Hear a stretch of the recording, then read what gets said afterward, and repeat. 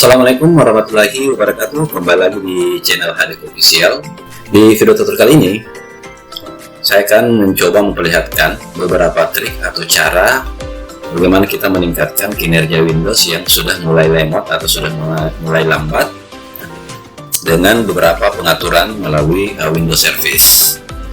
Nah, teman-teman sekalian, Windows Service ini sendiri ini akan ikut terinstall secara otomatis pada saat kita menginstal Windows, baik itu Windows XP, kemudian Windows 7, Windows 8, Windows 10, dan Windows 11. Sebenarnya ada beberapa layanan Windows Service ini yang kita tidak butuhkan, dan sangat tergantung juga dari penggunaan komputer teman-teman sekalian.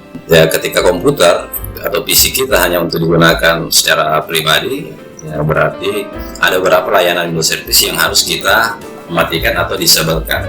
Oke teman-teman, langsung saja kita menuju di Windows Service. Nah, untuk masuk di menu jendela Windows Service ini teman-teman sekalian ada dua cara. Yang pertama melalui Run. Teman-teman tekan logo Windows pada keyboard, kemudian sambil menekan tombol R. Nah, di sini teman-teman tinggal ketikkan service.msc ya, service.msc, kemudian pilih OK. Nah, ini cara pertama teman-teman sekalian. Cara yang kedua, teman-teman masuk di pencarian melalui toolbar. Nah, kalau menu pencarian toolbarnya belum muncul atau teman-teman sudah hiddenkan, teman-teman tinggal klik kanan, kemudian pilih search, kemudian pilih show search icon. Nah, dengan sendirinya nanti menu atau icon search ini akan muncul. Nah, di sini teman-teman tinggal ketikkan di tipe head to search-nya, tinggal ketikkan services tanpa mengetikkan lagi .msc. Beda kalau di Run itu kita harus mengetikkan .msc. Nah, di sini teman-teman sekalian ada beberapa Windows Service ini dengan sendirinya ini ikut terinstall teman-teman pada saat teman-teman menginstal Windows, dan tentunya sangat tergantung juga seperti yang saya katakan tadi, kebutuhan komputer itu kita gunakan seperti apa. Nah, sebelum saya melanjutkan ke pembahasan selanjutnya, bagi teman-teman yang belum like dan subscribe, silahkan di like dan subscribe dulu untuk mendukung pengembangan channel HDK Official. Karena like dan subscribe itu teman-teman gratis alias tidak berbayar. Oke, kita mulai dari yang pertama. Yang pertama itu teman-teman sekalian ada Aljoin Router. Nah, Aljoin Router ini sendiri berfungsi untuk menghubungkan PC atau komputer atau laptop dengan refrigerator atau perangkat cerdas lain teman-teman di luar PC.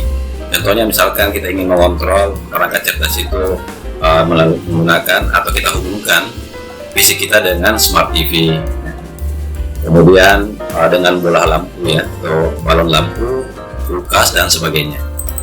Nah, jika komputer kita tidak terhubung dengan perangkat-perangkat yang saya sebutkan tadi, teman-teman tinggal disabelkan di startup TV-nya.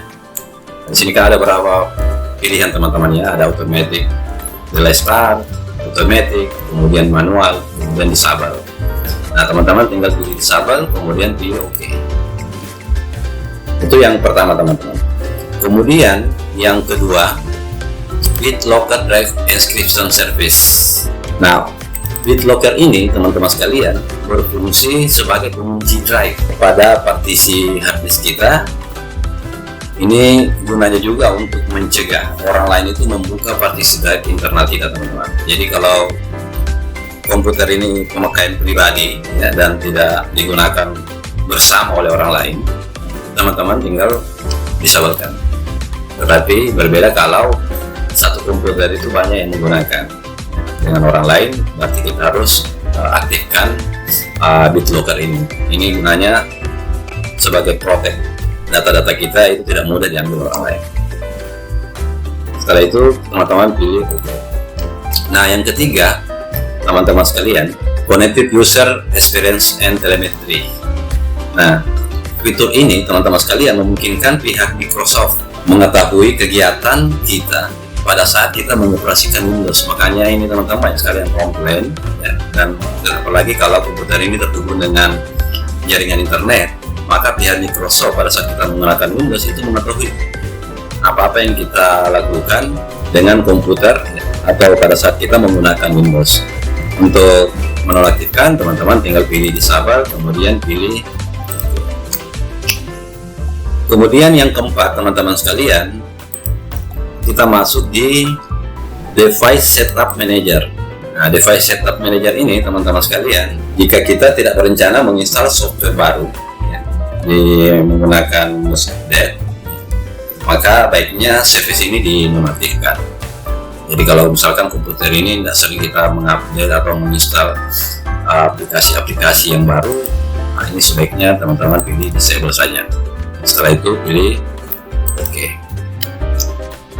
Kemudian yang kelima, kita masuk di Diagnostic Policy Service. Ini berguna untuk mendiagnosa secara otomatis suatu aplikasi yang error atau kesalahan yang sering terjadi pada komputer atau laptop kita. Nah, fitur ini jarang digunakan oleh pengguna advance komputer ya, teman-teman sekalian, atau pengguna komputer profesional. Nah, ini teman-teman tinggal disabelkan saja. Tapi teman-teman sekalian, jika teman-teman membutuhkan informasi tentang kesalahan-kesalahan atau terjadinya error pada aplikasi yang ada di Windows, teman-teman bisa aktifkan atau bisa pilih manual. Sini saya pilih disable. Selanjutnya kita masuk di yang keenam. Yang keenam ini Distributed Link Tracing Client. Nah, layanan service distribution client ini hanya dipakai jika komputer terhubung dalam jaringan saja. Jadi kalau teman-teman tidak terhubung dengan jaringan, ya, baik itu jaringan peer-to-peer atau jaringan secara makro seperti itu, nah teman-teman ini harus aktifkan. Nah, di sini karena komputer saya menggunakan jaringan peer-to-peer, makanya ini saya tetap aktifkan, teman-teman. Selanjutnya yang ketujuh, ada Download Maps Manager. Nah, Download Map Manager ini, teman-teman sekalian, jika teman-teman tidak menggunakan aplikasi map bawaan Windows, ini saya sarankan untuk dinonaktifkan karena ini juga mengambil tempat ataupun ruang serta memori ya, karena dia akan berjalan secara otomatis. Nah, di sini saya akan disabelkan. Setelah itu pilih OK. Kemudian yang ke-8, fax. Fax ini, teman-teman sekalian, jika komputer kita tidak terhubung dengan fax ya, apalagi di zaman modern sekarang ini, fax itu sudah mulai ditinggalkan ya, maka sebaiknya fitur ini disabelkan saja, teman-teman. Beda kalau teman-teman masih menggunakan mesin fax dan terhubung dengan komputer, ini teman-teman wajib aktifkan. Selanjutnya yang ke-9, kita masuk di Function Discovery Resource Publication. Fitur ini sama halnya dengan service untuk jaringan pada saat komputer ini terhubung dengan jaringan, teman-teman. Nah, di sini saya disabelkan. Kemudian yang ke-10, kita masuk di Geolocaching Service. Nah, fitur ini jika komputer tidak menggunakan penanda lokasi seperti GPS. Kalau komputer kita cuma gunakan untuk bekerja ya, atau laptop kita cuma untuk kerja-kerja paket office, ya sebaiknya ini disabelkan. Beda kalau misalkan komputer kita ini terhubung dengan GPS ya, ini wajib kita aktifkan. Selanjutnya yang ke-11, kita masuk di Internet Connection Sharing atau ICS. Nah, Internet Connection Sharing ini berfungsi untuk saling sharing data dalam jaringan internet, baik itu jaringan internet offline ataupun online. Karena saya sudah katakan bahwa komputer saya ini terhubung jaringan offline ya, yang peer-to-peer, makanya di sini saya akan manual atau automatic. Setelah itu teman-teman pilih OK. Selanjutnya yang ke-12, IP Helper. Nah, IP Helper ini hanya dipakai dalam konektivitas tunneling kalau kita menggunakan IP F6 ya. Ini kita wajibkan, namun rata-rata dalam jaringan itu kita menggunakan IPv4 ya, teman-teman sekalian ya. Jadi kita di sini disabelkan. Setelah itu pilih OK. Selanjutnya yang ke-13, kita masuk di NetLogon. Nah, teman-teman sekalian, NetLogon ini jika kita membutuhkan bantuan orang lain dalam jaringan internet ya, untuk mengontrol atau memperbaiki jaringan atau PC kita dengan melalui jaringan internet. Nah, ini kita wajib aktifkan. Tetapi kalau komputer sama sekali tidak digunakan untuk baik atau tidak terhubung dengan jaringan komputer atau tidak membutuhkan bantuan dengan orang lain untuk memperbaiki atau memeriksa beberapa kesalahan apakah itu jaringan atau perangkat-perangkat yang ada dalam komputer kita, sebaiknya ini kita disabelkan. Setelah itu pilih OK. Nah, selanjutnya teman-teman sekalian, kita masuk di trik yang ke-14. Nah, yang ke-14 ini teman-teman sekalian ada offline files. Jadi offline files ini, cara kerja dari offline files ini hampir sama seperti offline cache-nya pada sebuah web browser Mozilla, Chrome, Opera, Vivaldi, dan lain-lain. Jadi semua file-file cache yang ada di offline pada saat file itu tidak digunakan, ini akan ditampilkan teman-teman ya. Nah, di sini teman-teman bisa pilih disabelkan saja. Kemudian yang ke-15 ada parental control, jadi atau pengawasan orang tua. Nah, ini juga penting teman-teman jika misalkan laptop atau PC kita juga itu digunakan oleh anak-anak kita ya, untuk mengontrol, tidak sembarang dibuka situs-situs. Nah, teman-teman ini wajib aktifkan. Tetapi kalau penggunaan PC atau laptop pribadi kita, teman-teman di sini disabelkan saja. Setelah itu pilih OK. Selanjutnya yang ke-16, Payment and NPC SM Manager.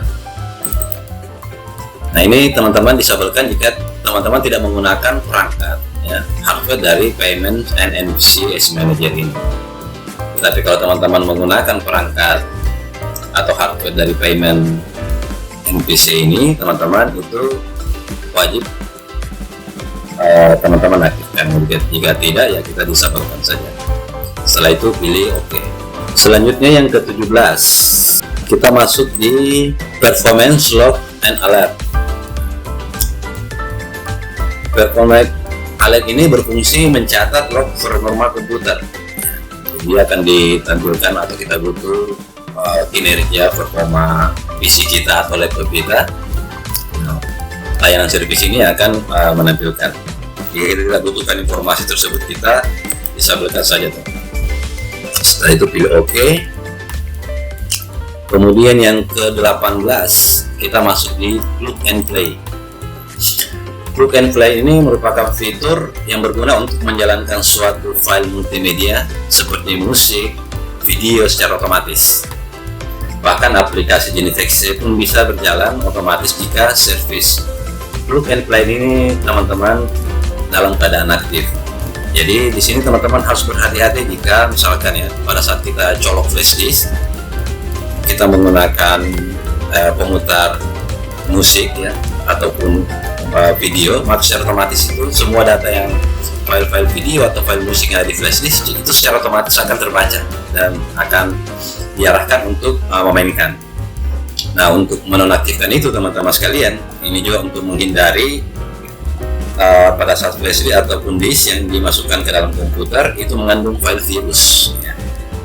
Jadi secara otomatis virus itu akan langsung aktif. Nah, di sini teman-teman disabelkan saja.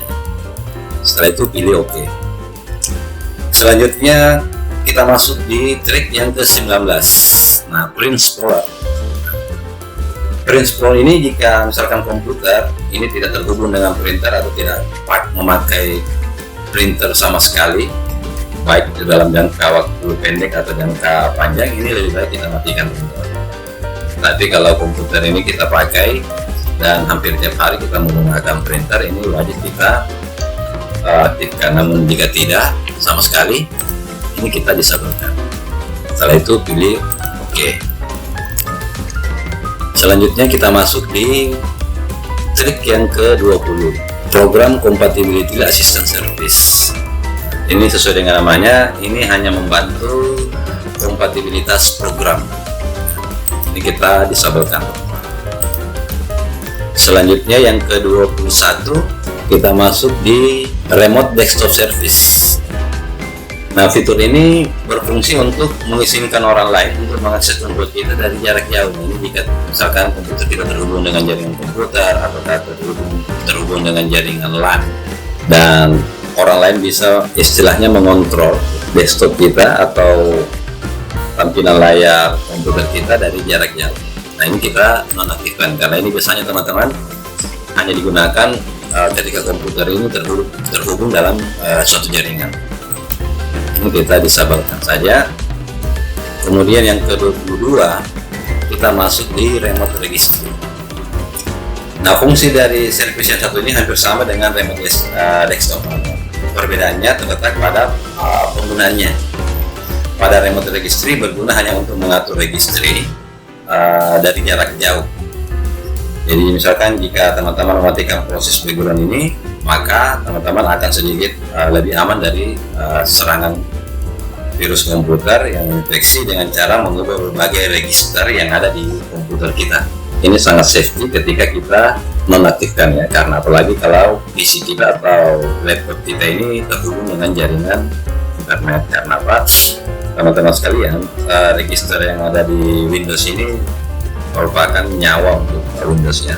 Satu saja yang kita rubah tidak sesuai, maka komputer atau Windows kita itu meminta untuk diinstal kembali. Setelah itu, kalau sudah kita rubah start IP-nya menjadi sahabat, teman-teman tunggu oke. Kemudian kita masuk di yang ke-23, trik yang ke-23, secondary logon. Secondary logon ini jika yang pakai komputer itu hanya Anda dan tidak ada user account lainnya. Artinya ini pemakaian pribadi ya.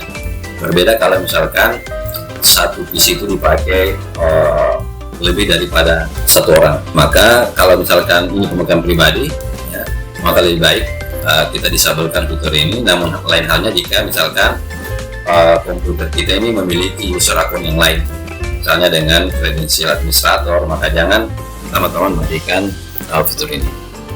Nah, karena ini penggunaan komputer ini penggunaan pribadi, maka sini saya akan disabelkan.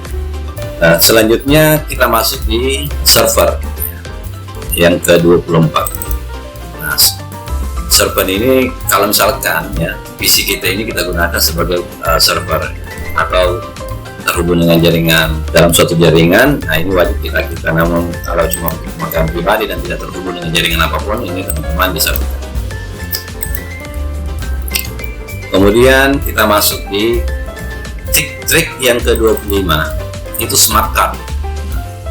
Service card ini digunakan untuk mengakses kartu yang dapat dibaca oleh komputer teman-teman.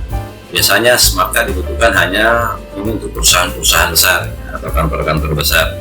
Jadi laptop kita tidak akan mengalami masalah jika service ini kita abaikan atau kita disabelkan. Kita pilih OK. Selanjutnya kita masuk di trik ke-26 ya. Trik 26 ini SDP Discovery. Nah, ini juga berhubungan dengan jaringan teman-teman ya. Jika komputer kita tidak terhubung dengan jaringan, kita disabelkan saja. Kemudian trik yang ke-27 teman-teman sekalian, kita masuk di sistem Event Notification Service. Nah, bagi kebanyakan orang teman-teman sekalian, service ini dianggap tidak penting, kecuali bagi Anda mungkin yang selalu bekerja dengan jaringan, terhubung dengan jaringan dan maintenance, ini wajib teman-teman lakukan. Tapi jika komputer hanya pemakaian pribadi, cuma untuk desain grafis atau mengolah data, ini kita disabelkan saja. Nah, ini fitur ini sangat penting untuk mereka yang berprofesi sebagai teknisi atau programmer. Kemudian trik yang ke-28 teman-teman sekalian, kita masuk di TCP IP Net Use Helper. Fitur ini teman-teman sekalian, jika komputer tidak terkoneksi dengan jaringan komputer ya, baik jaringan komputer waktu, atau kita tidak membutuhkan bantuan lain untuk memperbaiki BIOS lewat jaringan, ya, baik yang offline ataupun online, ini kita disabelkan dulu. Setelah itu pilih OK. Kemudian yang ke-29, kita masuk di Windows Error Reporting Service. Windows Error Reporting Service ini bertugas melaporkan kepada kita program yang error dan sebatas membuat log saja. Nah, ini kita disabelkan juga teman-teman sekalian. Selanjutnya kita masuk di Windows Event Log. Nah, fitur ini teman-teman sekalian, jika Anda tidak pernah berpikir secara detail seperti seorang administrator komputer ya, maka teman-teman dapat menonaktifkan service ini. Jadi fungsi Event Log ini merekam semua event atau kejadian pada komputer pada saat kita gunakan. Jika penggunaan cuma sebatas mendesain grafis ya atau yang lain, nah ini kita disabelkan saja. Berbeda kalau misalkan posisi Anda ya, sebagai sistem analis kayak atau sebagai seorang administrator, nah ini sangat penting teman-teman aktifkannya, karena boleh dikata Windows Event Log ini sama juga dengan berfungsi sebagai CCTV teman-teman. Kita bisa tahu ya, pengguna komputer ini apa saja yang dilakukan selama dia menggunakan komputer. Ini saya disabelkan. Kemudian kita masuk di trik yang ke-31, Windows Image Acquisition atau WIA. Nah, ini juga jika komputer tidak terhubung dengan scanner ya, atau kamera atau perangkat lain, handycam dan sebagainya, ini kita disabelkan saja. Berbeda kalau misalkan komputer ini kita gunakan untuk desain-desain grafis atau komputer di percetakan ya, atau di kantor-kantoran yang terhubung dengan printer ya, terhubung dengan scanner, kamera dan sebagainya, ini wajib teman-teman aktifkan. Namun jika pemakaiannya cuma sebatas mengolah data dan mendesain ini kita disabelkan saja. Setelah itu pilih OK. Kemudian kita masuk di trik yang ke-32, Windows Search. Nah, Windows Search ini memproses file indexing untuk mempermudah pencarian file di komputer. Namun karena proses indexingnya lama pada saat berproses, jadi saya sarankan teman-teman sekalian ini kita matikan saja service ini. Sebagai solusinya, teman-teman dapat menggunakan software alternatif pencarian file Windows yang lebih cepat dan lebih baik tanpa menggunakan Windows Search. Ini saya disabelkan saja. Oke. Kemudian kita masuk di trik yang ke-33, Windows Update. Nah, ini juga sangat penting teman-teman sekalian. Windows Update ini biasanya memiliki ukuran yang cukup besar dan ini teman-teman sekalian berjalan secara diam-diam. Apalagi kalau misalkan komputer atau laptop kita ini terhubung dengan jaringan komputer, itu dengan sendirinya akan terupdate Windows kita, dan ini bisa memakan bandwidth dan menyita data internet teman-teman sekalian secara signifikan. Nah, jika teman-teman menggunakan pakai internet tertentu, nah, teman-teman bisa mematikan service ini ya, dan sebagai alternatifnya atau penggantinya teman-teman dapat melakukan Windows Update secara manual tanpa otomatis. Jadi kita tinggal memilih aplikasi apa saja yang kita bisa update secara berkala. Sini saya disabelkan, kemudian pilih OK. Nah, terakhir teman-teman sekalian, kita masuk di Xbox. Di sini ada Xbox, di sini ada 4 teman-teman. Nah, Xbox ini teman-teman sekalian, jika komputer ini tidak digunakan untuk sebagai komputer gaming atau PC game, laptop gaming yang membutuhkan memori yang cukup menguras ya, menguras pemakaian dari PC kita atau laptop kita. Nah, ini sebaiknya teman-teman ini disabelkan semuanya, mulai dari Xbox Accessory Management Service, kemudian Live Manager, kemudian Live Game Save, ini kita disabelkan semua.